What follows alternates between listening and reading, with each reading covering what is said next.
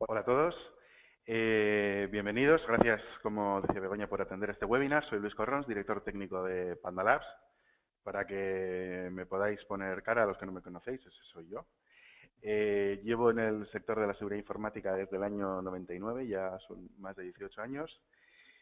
Soy ponente habitual en las principales conferencias de la industria y represento a Panda en diferentes iniciativas y asociaciones del sector de la seguridad.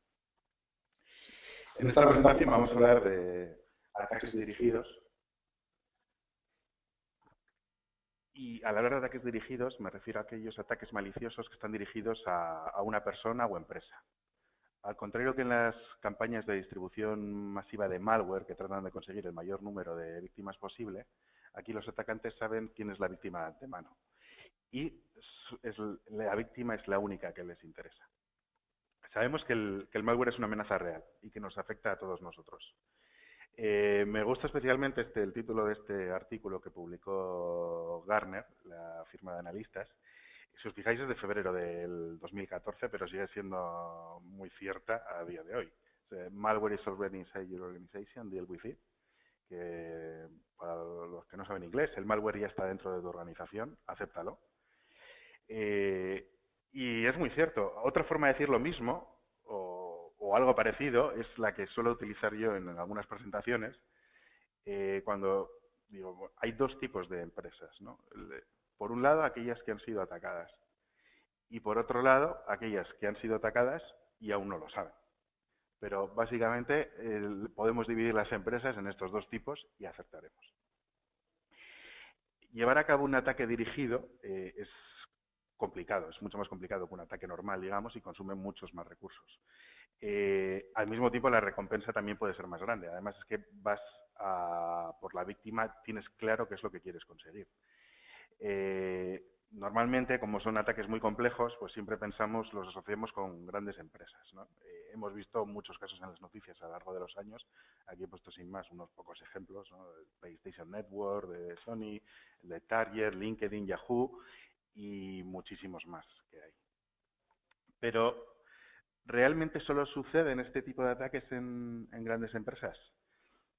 Aquí un buen ejemplo es el de Target, que es una empresa muy grande, viene a ser como el Corte Inglés, para que nos hagamos una idea, pero a nivel de Estados Unidos. Y cuando le atacaron, no fueron, para entrar a su red no fueron directamente a por ellos. Lo que hicieron fue entrar en una pequeña empresa de aire acondicionado que le daba servicio a Target. Entonces, esta empresa de aire acondicionado se conectaba a la red interna de Target para consultar los logs de las máquinas de aire acondicionado, ver que todo fuera bien, si hacía falta mantenimiento, etcétera. Y a través comprometieron los ordenadores de esta pequeña empresa y a través de ellas como entraron a la red de Target. Así que, bueno, una empresa es tan grande como su mayor cliente, ¿no? O proveedor o partner.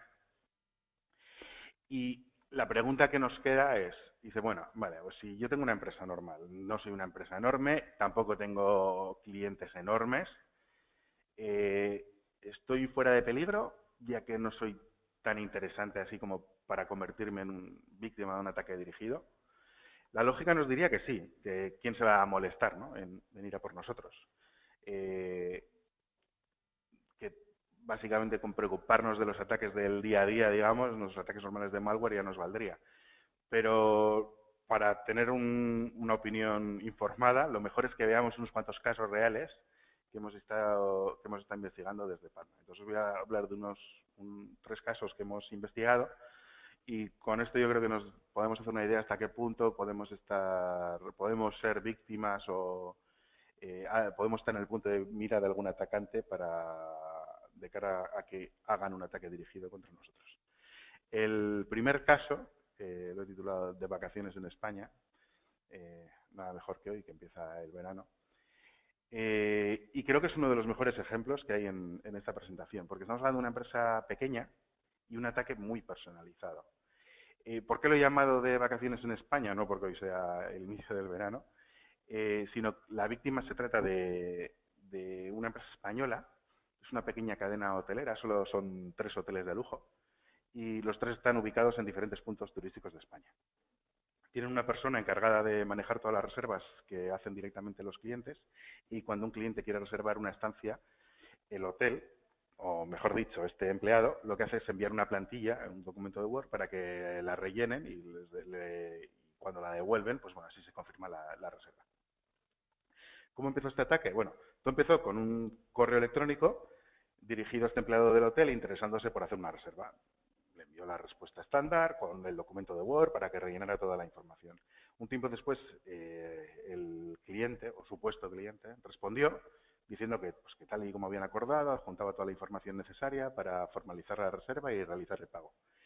El mensaje contenía un fichero zip adjunto y al abrirlo tenía un fichero con el icono de Word, el nombre del documento de Word que había enviado el empleado, y todo parecía normal, ¿no? Y al hacer doble clic sobre el documento, por supuesto documento, ¿qué es lo que te aparecía? Pues efectivamente el documento de Word. Esta es una captura de pantalla del documento que se mostraba con los datos rellenados, normal y corriente. Es el mismo formulario. ¿Dónde está el truco? Bueno, que el fichero que está dentro del zip parece un documento de Word, pero no lo es. Se trata de un ejecutable. Al hacer doble clic sobre él, sí te muestra el documento de Word, pero lo que de verdad hace es esto. Crea estos tres ficheros que os pongo aquí en el ordenador y ejecuta el primero. Este fichero, el que tiene extensión CMD, es simplemente un script que abre el segundo fichero, que es el documento de Word que se muestra en pantalla. Aquí os he puesto en la captura fichero.ing.docx. En vez de fichero, esto lo he cambiado yo, he puesto fichero, pero era el nombre del hotel, porque es el nombre de la plantilla original era este. El nombre del hotel, .ing, porque es la versión en inglés, .docx. Y finalmente, después de abrir el documento de Word, ejecuta la DLL que también ha dropeado en el equipo con un parámetro determinado. Esto es interesante porque si intentas ejecutar esta DLL sin el parámetro, no va a hacer nada, no hace nada malicioso. Es el típico truco que se utiliza pues, para engañar a soluciones que pues, utilizan sandboxes o emuladores y tecnologías del estilo, porque por mucho que intenten ejecutar esta DLL no van a ver ningún comportamiento malicioso y la van a dar por buena. Esta DLL se contacta con una URL. Os habéis fijado que aquí he ocultado el nombre del dominio de la URL y hay una buena razón para ello. La URL de la empresa acaba en .com, la de verdad, ¿no? Para el ejemplo pongamos hotelesespaña.com. Pues aquí lo que los atacantes han hecho, han registrado el nombre de la empresa en otro país, en Ghana, África, y en este ejemplo ficticio, digamos que habría registrado hotelesespaña.ga. ¿Para qué, diréis? Dice, bueno, si estás a cargo de la seguridad de esta empresa, o eres un administrador de su red, etcétera, y ves una conexión de uno de los ordenadores de la red que se descarga una imagen de un dominio con el nombre de tu empresa, pues lo más probable es que pase completamente desapercibido. No es algo raro ni que llame la atención, ni que llame la atención. Cuando estábamos investigando, intentamos descargar la imagen, los atacantes ya la habían retirado, ¿no? Al final, nosotros en el cliente bloqueamos el ataque en el momento que hizo doble clic sobre el fichero que estaba dentro del zip, o sea que nunca se llegó a infectar. Y ahí es cuando empezamos a investigar, vimos qué es lo que está sucediendo aquí y empezamos a tirar del hilo. Ya los atacantes vieron que no les había funcionado y retiraron toda la infraestructura. Si bien no teníamos acceso al JPG, sí que teníamos acceso a los ficheros que soltaba en el equipo, etcétera. Y al estudiar el código de la DLL, lo que vimos es que efectivamente lo que se bajaba era una imagen y que la DLL lo que hacía, una vez estaba descargada la imagen, la recorría y extraía un ejecutable que estaba incrustado dentro de esta imagen y lo extraía y lo ejecutaba. ¿Qué tenía? No sabemos. Algún tipo de malware adicional, pero ya os digo que la imagen ya había desaparecido.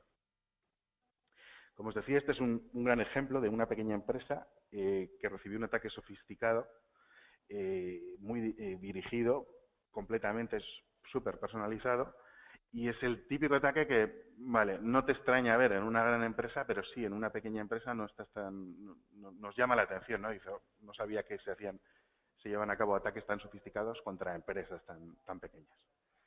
Vamos a ver el segundo caso, que lo he titulado el enemigo en casa.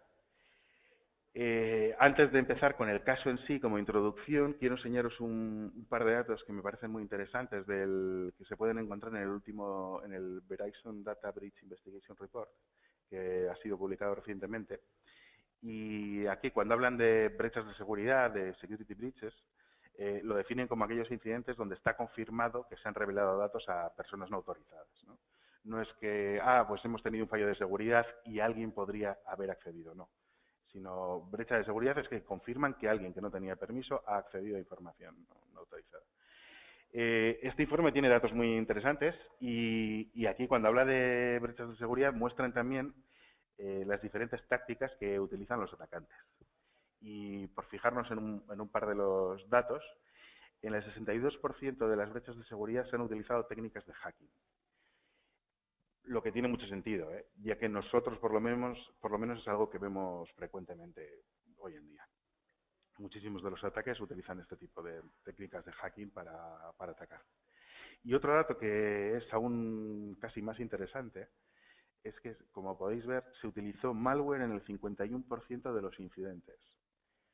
O lo que es lo mismo, en el 49% de los casos no se utilizó malware.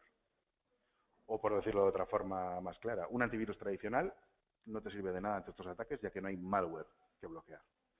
Si no hay malware que bloquear, el antivirus, por muy bueno que sea, no te va a poder proteger contra este tipo de ataques.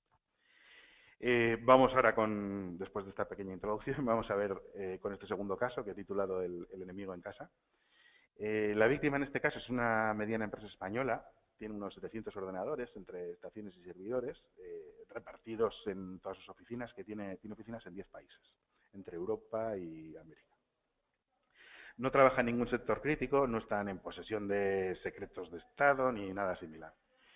Y en febrero de este año adquirieron nuestra solución EDR de nueva generación a AppDefense y, sin más, pues bueno, querían aumentar la seguridad. La adquirieron para instalarla encima del antivirus que estaban utilizando ya. En ese momento nadie lo sabía, pero uno de los primeros ordenadores donde instalaron a AppDefense ya estaba comprometido por atacantes externos. No sabíamos no podíamos saber cómo llegaron allí, ya que estaban allí antes de que llegáramos nosotros. Todo el ataque sucedió en un periodo de 4 días. En el primer día, que es el día que fue Adaptive Defense instalado en el ordenador, vimos a un usuario en este ordenador iniciando sesión, sin más, y ejecutando el CSVD. Esta es una herramienta de Microsoft que simplemente lo único que hace es listar todos los ordenadores del directorio activo y los exporta a un fichero CSV, sin más.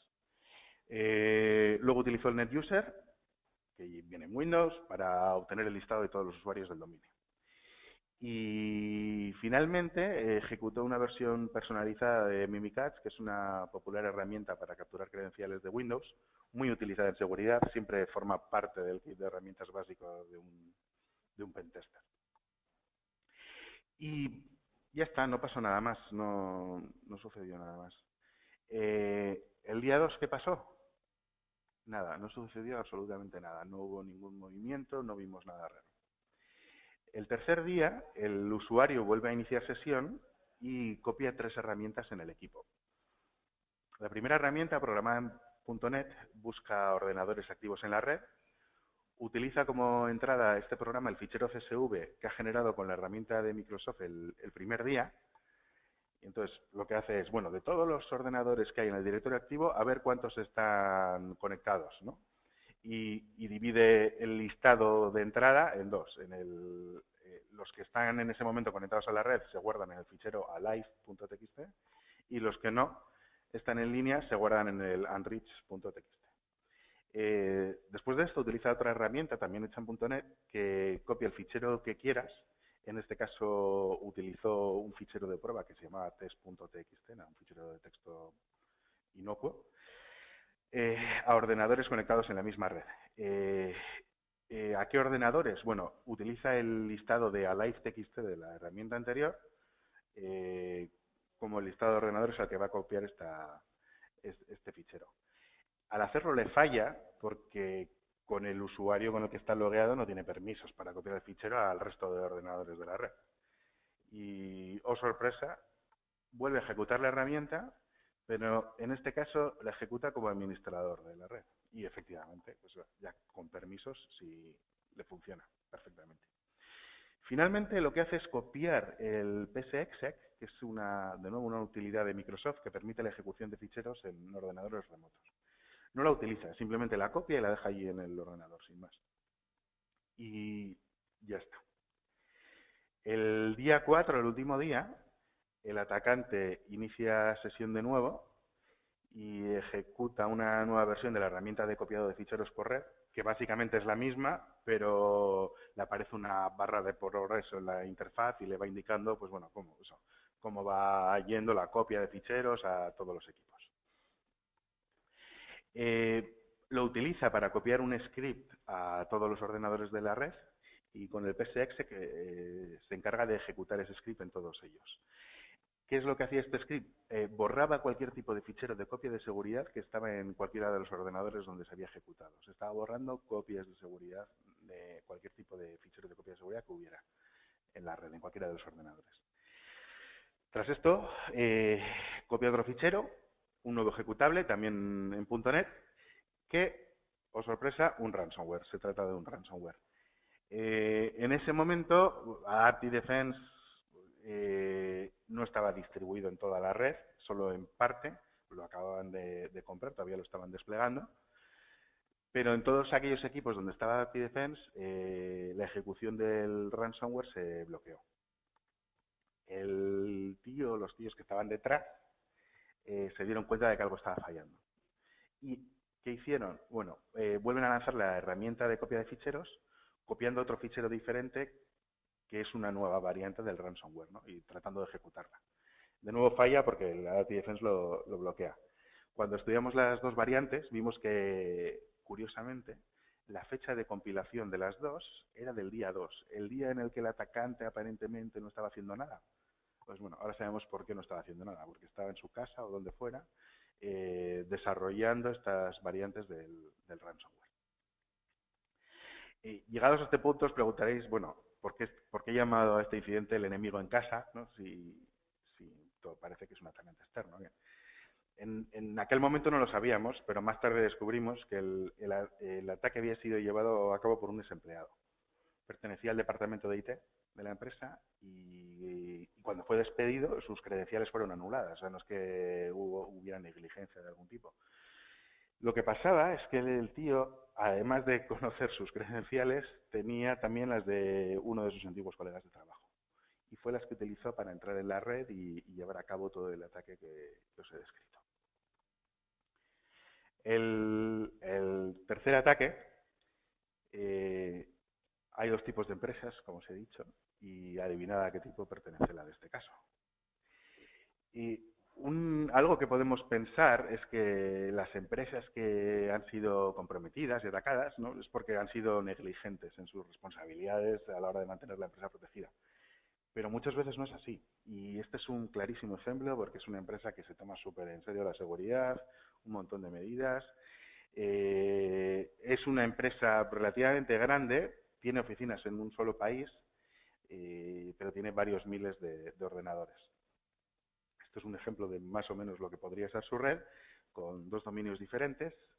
Utilizan soluciones antivirus de diferentes fabricantes en las diferentes capas de la red. Ninguno de ellos es de Panda. La red la tiene convenientemente segmentada, tiene todo tipo de medidas de seguridad, tienen IPS, proxies, firewalls. O sea, realmente está todo muy bien montado. Además de un pequeño equipo propio de seguridad, tienen un SOC contratado a una empresa externa con decenas de personas que están trabajando 24/7 encargándose de la seguridad de la red de la empresa. Y recientemente adquirieron a APT-Defense para instalarlo encima de los antivirus que ya estaban utilizando, y en uno de los dominios comenzaron a desplegarlo. Aún estaban en el proceso de despliegue cuando detectamos actividades sospechosas. Uno de los ordenadores donde se había desplegado ya API Defense, vimos que había una tarea programada para ejecutar un fichero a través del CMD. Al ir a ejecutarse, API Defense lo bloqueó, ¿no? Pero entonces vimos que se creó una nueva tarea programada para ejecutar un segundo fichero utilizando la misma técnica.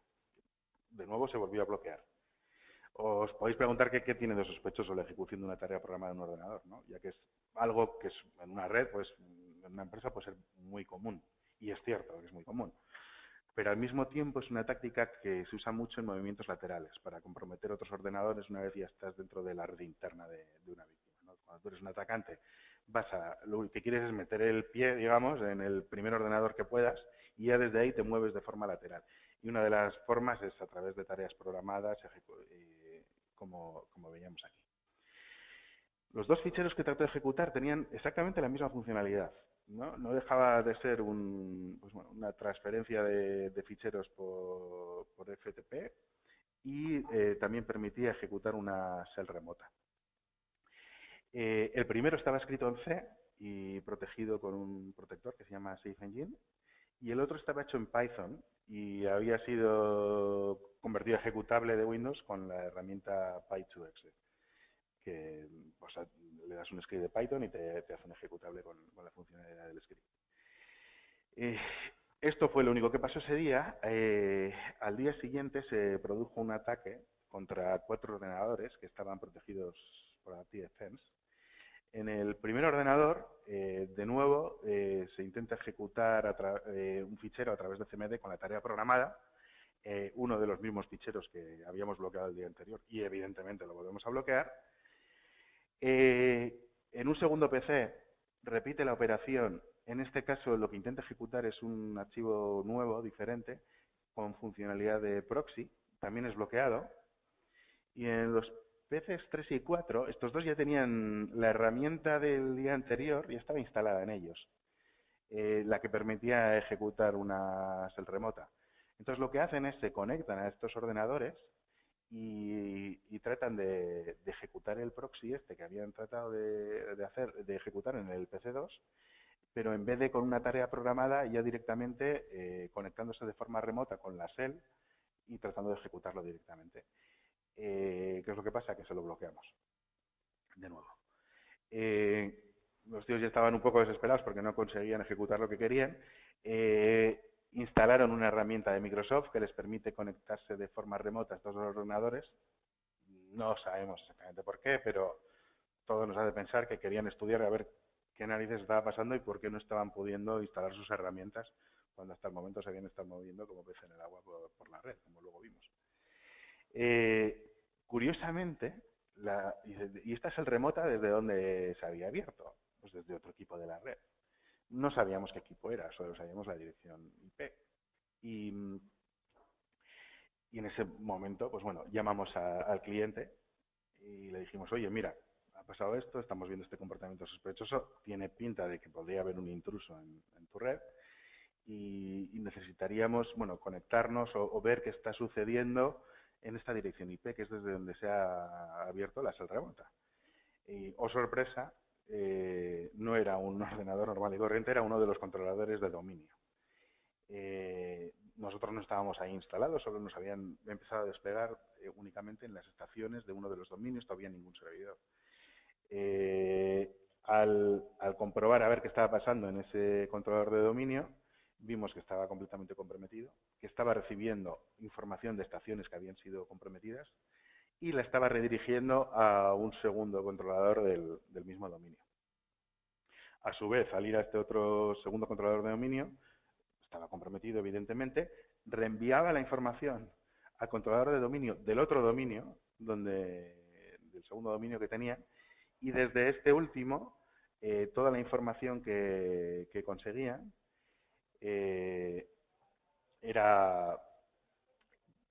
conseguían aquí os podéis ver en la parte izquierda de la slide un poco qué tipo de cosas, por ejemplo, recogían de todos los ordenadores. Recogían más información, pero para que os hagáis una idea, todo tipo de información de cada uno de los PCs era enviado. ¿Y qué es lo que hacían? Bueno, este último controlador de dominio lo enviaba a Malasia, a un servidor en Malasia. No hemos hecho una auditoría de esta red ni de sus ordenadores, así que no tenemos detalles de cómo fueron comprometidos en un primer lugar. Lo, lo que sí sabemos es que los atacantes al menos llevaban un par de meses en la red en función de las evidencias que vimos en el controlador de dominio. Ahora, como conclusión, que vamos a repasar un poco los tres casos que he descrito. El primero, una empresa pequeña con un ataque muy personalizado, registro del dominio con el nombre de la empresa en otro país, técnicas de ingeniería social y todo para una empresa muy pequeña. El segundo caso, que es una empresa pequeña, mediana, una de las cosas más llamativas del ataque es que básicamente se basa en utilización de herramientas no maliciosas. Eh, Todas las herramientas que utiliza y todo lo que está haciendo no es malicioso hasta, digamos, el momento final, que es cuando lanza el ransomware. El objetivo, además, aquí era claro, era secuestrar todos los ordenadores de la empresa para pedir un rescate. Y el último caso, que es el que acabamos de ver, una empresa con un equipo de seguridad de primer nivel, con muchísimas medidas de seguridad puestas, y aún así llevaban más de 2 meses, o al menos 2 meses, comprometidos sin saberlo, sin tener ni idea de lo que estaba pasando. Los tres ataques son sofisticados, ¿no? Ahora mismo nosotros estamos protegiendo como 1 millón de estaciones y servidores con Anti Defense y estamos bloqueando ataques de este tipo de forma continua. Estos simplemente son tres casos, tres ejemplos de los muchos que nuestro equipo de Threat Hunters, los cazadores de amenazas, analizan. Lo que es peor, los ciberdelincuentes se han dado cuenta de que las soluciones antivirus tradicionales no son especialmente buenas a la hora de hacer frente de forma efectiva a ataques donde no se utiliza malware. En aquellos en los que se utilizan herramientas que no son maliciosas. Así que incluso los ataques más normales, más de día a día, se están volviendo más complejos y para ser evitados se necesitan soluciones de nueva generación que te permitan tener tanto visibilidad como control completo de todo lo que sucede en tu red. No ya solo que te avisen de hoy me ha aparecido un malware y lo he bloqueado, sino no. ¿Qué es todo lo que tengo? ¿Qué tipo de herramientas están ejecutando en la red? ¿Qué están haciendo? ¿Hay algún comportamiento sospechoso aunque no haya ningún tipo de malware? Es algo que a día de hoy se está convirtiendo ya en imprescindible. Y con esto ya acabamos la webinar. Muchas gracias a todos por asistir y si tenéis preguntas, pues yo encantado de responder a todas las preguntas que tengáis.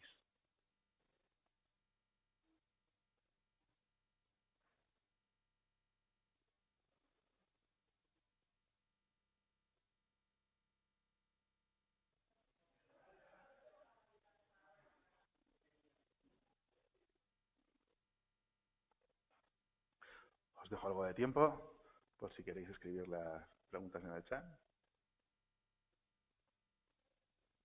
Me chiva Begoña, que la tengo aquí al lado, que, que ha colgado 3 documentos que os podéis descargar si queréis.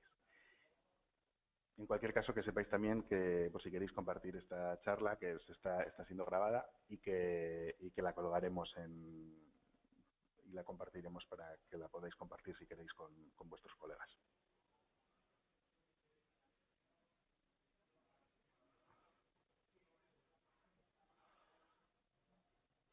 Un minuto para ver si hay preguntas.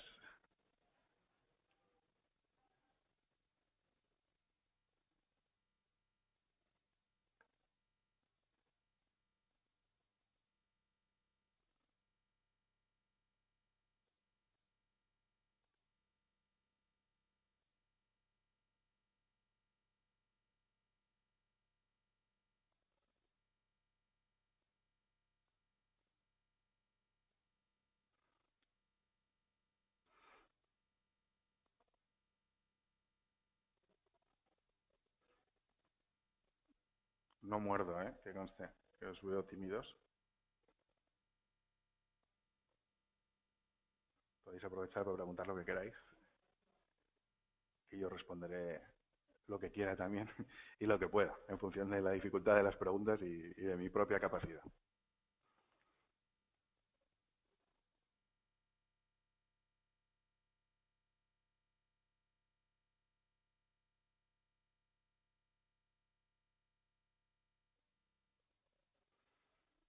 Bueno, parece que no hay preguntas, pues muchísimas gracias a todos. Ha sido un placer compartir esta webinar con vosotros y nos vemos en la próxima. Hasta luego.